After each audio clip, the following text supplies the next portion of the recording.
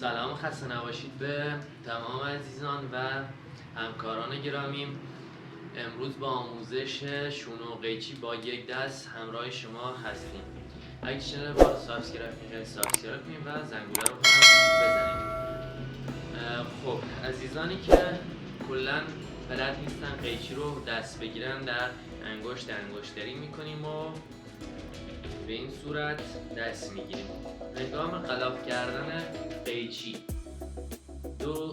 دو سه تا از انگشتامون کلا شونه رو میگیره و به راحتی میتونی شونه رو بچرخونیم.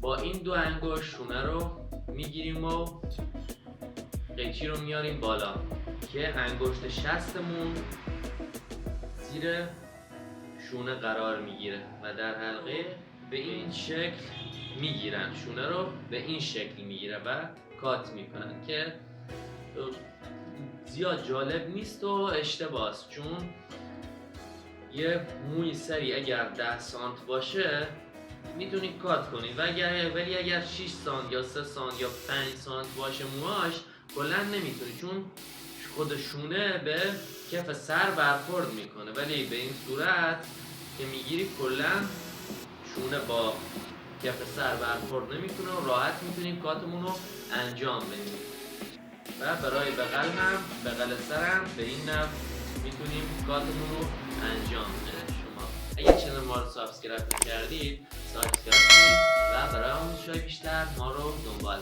کنید.